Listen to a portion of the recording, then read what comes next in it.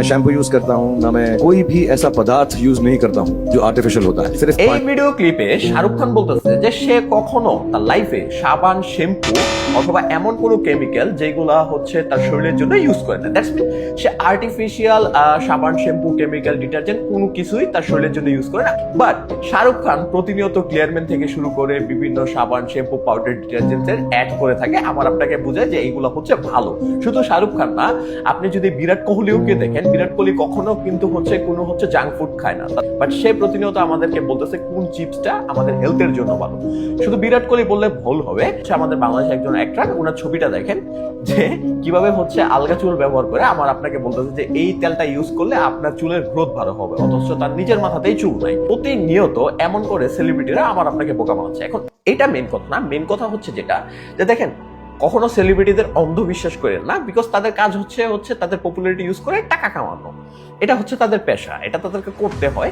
But artificial সাবান shampoo আসলে কি আমাদের ক্ষতি করতে পারে কিনা সেই জিনিসটা বলি।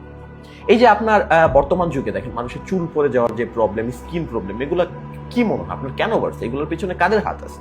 নিশ্চয়ই কোনো এজেন্ডা আছে, বাট ওইটা এক্সপ্লেনেশন তো ডিটেলস দিতে পারবো না। বাট একটা জিনিস আমি আপনাদেরকে এনশিওর করবো যে দৈনিক যারা সাবান শ্যাম্পু ব্যবহার করেন তাদের হেয়ার ফল প্রবলেম বাড়তে পারে, তাদের স্কিন প্রবলেম বাড়তে পারে, বিভিন্ন প্রবলেম হতে পারে। এখন বলতে পারেন যে আমরা তো গোসল করার সময় সাবান ইউজ করি, তাহলে এগুলো কি স্বাস্থ্যের জন্য ক্ষতিকর?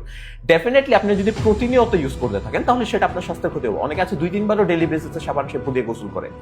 এখন আপনি ডেইলি বেসিসে যারা সাবান শ্যাম্পু ব্যবহার করে তাহলে সেটা স্বাস্থ্য ক্ষতি হতে পারে। কিভাবে আমি আপনাদেরকে ইন্টারন্যাশনাল অনেক নিউজ পোর্টাল আছে, পাবমেড থেকে শুরু করে আপনার এই সাইটগুলোতে যদি আপনারা দেখেন, যে জায়গায় বলা আছে আমরা যদি ডেইলি বেসিসে মানে প্রতিদিন সাবান ইউজ করে গোসল করি তাহলে সেটা আমাদের ত্বকের উপর একটা প্রোটেক্টিভ লেয়ার থাকে, একটা অয়েল থাকে যেটাকে আমরা সিবাম অয়েল বলে থাকি সাধারণত।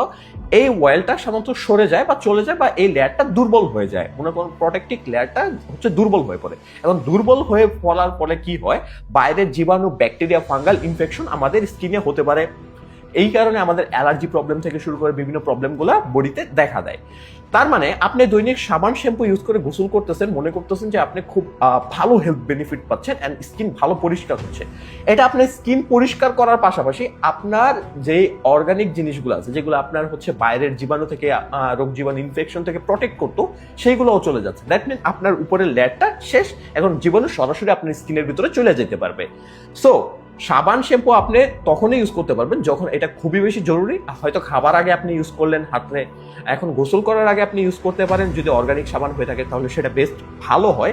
বাট যদি আপনার কেমিক্যাল বেস সাবানগুলো হয়ে থাকে, যেমন লাইট বয়, ডেটল, বিভিন্ন কোম্পানি আছে যেগুলো, ওইগুলো হয়ে থাকলে আই থিঙ্ক সপ্তাহে 2-3 দিনের বেশি ইউজ করা ভালো হবে না, যদি না আপনি ওইভাবে অপবিত্র হয়ে যান বা ওইভাবে ময়লা আবর্জনা আপনার শরীরে ভরে যায়। সো এই জিনিসগুলো হয়তো অনেকে এখন বুঝবেন না, বিকজ সায়েন্স আপনাদেরকে এমনভাবে বোকা বানাইতেছে দিনকে দিন, সেলিব্রিটিরা এমনভাবে আপনাদেরকে ইনফ্লুয়েন্স করতেছে। আমি যতই এভিডেন্স বা ভালো কিছু বলি না কেন, আমার কথাগুলো আপনাদের কাছে এখনো ক্লিয়ার কাট মনে হবে না। মনে ইনফরমেটিভ ভিডিও পাওয়ার জন্য পেজটাকে ডেফিনেটলি ফলো দিয়ে রাখেন, না হলে হয়তো আমার ভিডিও খুঁজেই পাবেন না। আর ইনফরমেশনগুলোকে বেশি করে শেয়ার করেন, না হলে মানুষ জানবে কিভাবে।